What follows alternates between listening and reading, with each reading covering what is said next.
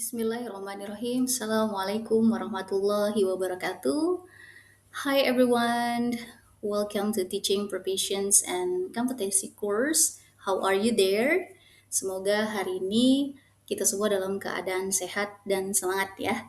Before we start, let's pray together. Amin. Semoga kita semua dimudahkan dalam menyerap ilmu hari ini. Let's get started. Oke, hari ini kita akan bahas topik yang super penting buat kalian semua sebagai calon guru, yaitu the four teacher competencies. Kita akan breakdown keempat kompetensi ini, pedagogical, personal, professional, and social. One by one, with a real example that relevant with your life. Before we begin, take a moment to think. Menurut kalian ya, apa yang membedakan guru yang sekedar mengajar dengan guru yang benar-benar dihormati dan dirindukan muridnya?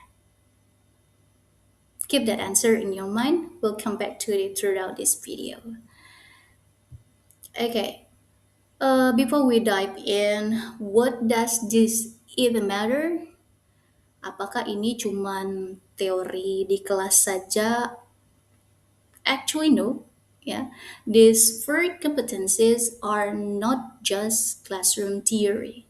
They are a legal mandate, a legal basis. Is a law number 14, the law number 14 of 2005 on teachers and lecturers, yang kemudian diperkuat oleh Government Regulation number 19 of 2017 on National Education Standard, yang artinya keempat kompetensi ini bersifat wajib sebagai satu paket ya. So a teacher cannot simply pick and choose. Now, what do you think?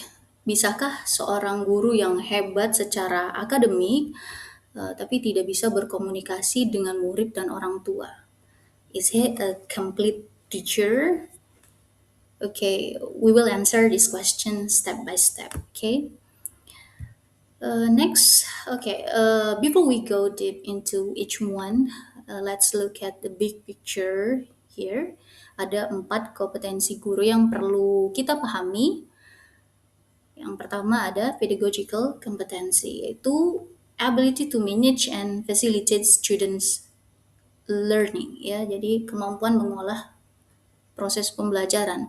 And then personal competency, yaitu karakter dan perilaku guru sebagai teladan. Kemudian ada professional competency, yaitu in-depth mastery of subject matter and scholarship. And the last one is social competency, yaitu kemampuan berkomunikasi dan berinteraksi dengan lingkungan sekitar. Well, explore each one in detail, tapi sebelumnya tebak dulu ya. Dari keempat kompetensi ini, mana yang menurut kalian paling sering dianggap remeh oleh calon guru? Padahal sebenarnya crucial. Ya, nanti kita diskusikan lagi. Okay, next, the first competency is pedagogical competency, yaitu kemampuan guru dalam mengolah proses belajar siswa. Ya, there are 4 core aspect here. First, understanding students' characteristic. Kenapa? Ya harus dan penting sekali untuk memahami karakteristik siswa karena setiap siswa itu unik ya, baik secara fisik, moral, sosial maupun intelektual. Second, designing instruction, yaitu menyusun RPP, ya, ada materi, itu benar-benar yang harus dan disesuaikan dengan kebutuhan siswa, bukan sekedar copy paste from the previous years. Third, delivering meaningful instruction, not just lecturing. Ya, jadi benar-benar membangun pemahaman siswa dari dalam. Fourth, assessing learning outcomes secara objektif untuk memperbaiki atau untuk perbaikan ya, perbaikan berkelanjutan. So guys, here example ya, a teacher with a strong pedagogical skill ya, guru yang punya kemampuan pedagogikal yang sangat kuat itu biasanya sangat paham dan mengetahui misalnya si A ini itu belajar yang paling efektifnya adalah secara visual. Nah, sementara si B itu lebih suka belajar sambil praktik langsung, ya, itu ya. So, ya, think back, teknik mengajar apa yang dari guru favorit kamu dulu yang membuat kamu memahami materinya? Apa coba ya? Nah, itu dia. Kalau udah tahu jawabannya, berarti itu pedagogical competency in action. Okay, next material, the second competency is personal competency, yaitu kualitas pribadi seorang guru yang mencerminkan kestabilan, kedewasaan, kearifan, ya, wibawa, kemudian akhlak mulia, sehingga benar-benar bisa menjadi role model bagi siswanya. Ya, there are six characters, key characters here: stable and mature, wise and thoughtful, authoritative, noble conduct, honest and disciplined, and the last one is self-confidence. Why does this matter? You know? Ya, karena kepribadian guru itu secara langsung membentuk cara siswa meniru perilakunya.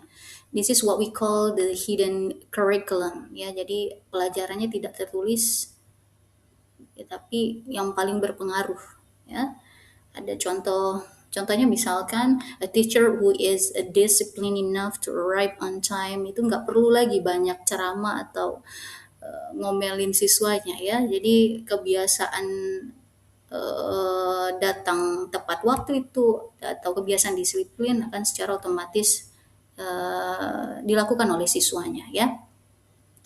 Oke, selanjutnya the third competency is professional competency, yaitu penguasaan materi pelajaran secara luas dan mendalam dalam bidang keahliannya. Nah, ini adalah proses yang tidak pernah berhenti, ya. Jadi tidak pernah berhenti. Jadi terus berkelanjutan. There are four steps here. The first is mastering subject matter conceptually. Jadi bukan sekedar menghafal, tapi juga memahami struktur dan logika dari bidang ilmunya.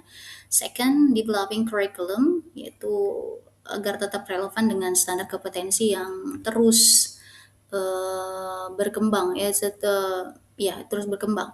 Kemudian ketiga itu ada developing professionally through reflection and continuous learning, yaitu belajar seumur hidup yang saya katakan tadi bahwa long life learning, ya, gitu. Okay, the fourth, leveraging information and communication technology to support instruction. So, professional competency is dynamic. Guru itu harus terus memperbarui pengetahuannya, not stop at what they learn in university, okay?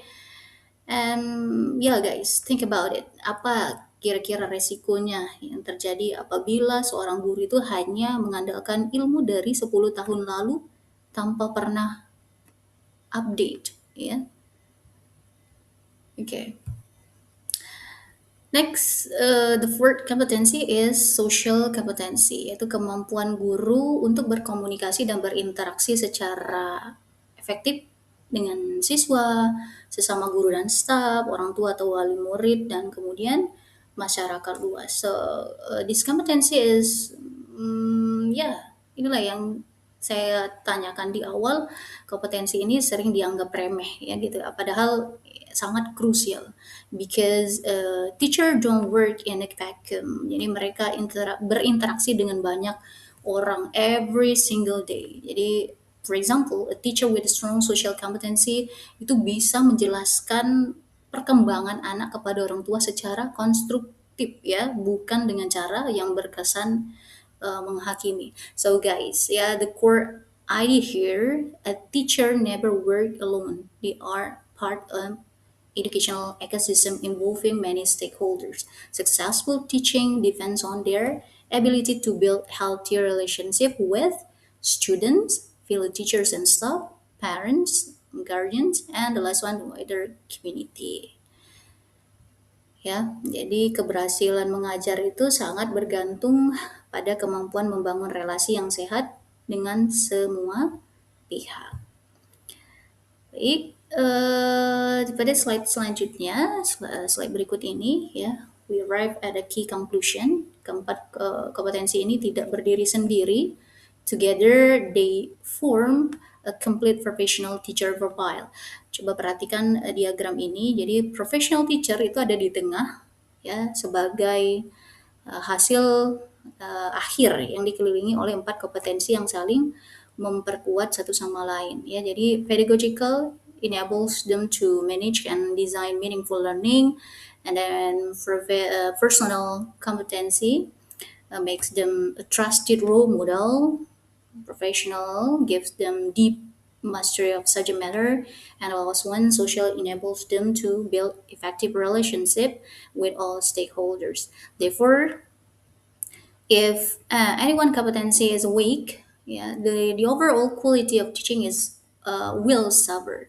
Jadi tidak bisa diabaikan gitu ya. Nah, so I need your answer ya. Please answer my question honestly ya. Dari keempat kompetensi ini ya, mana yang menurut kamu paling perlu kamu kembangkan mulai sekarang sebagai calon guru ya? Okay, yeah. Before we wrap up, everyone, let's take a moment to reflect of the four competency we covered: pedagogical, personal, professional, and social. Mana yang menurut kamu sudah menjadi strength kamu nih, kekuatan kamu ya, dan mana yang masih perlu diasah lebih lagi ya. Jadi ini bukan soal jawaban benar atau salah, tapi ini membantu kamu untuk memetakan area pertumbuhan kalian sendiri ya sebagai seorang calon pendidik. And guys, yeah, this is your assignment. Tulis, write down your answer and reasoning, ya, dan discuss it in the next face-to-face session. Ya, jadi silakan nanti kita akan diskusikan bersama di pertemuan tatap muka berikutnya. Remember, okay, becoming a competent teacher is a lifelong journey. Dan hari ini kalian sudah mengambil langkah pertama yang luar biasa. Be proud of that. Yeah, alhamdulillah. And yeah, okay, everyone, before we officially close, mari kita tutup sesi ini dengan doa bersama. Amin. Semoga ilmu yang kita pelajari hari ini bermanfaat dan berkah.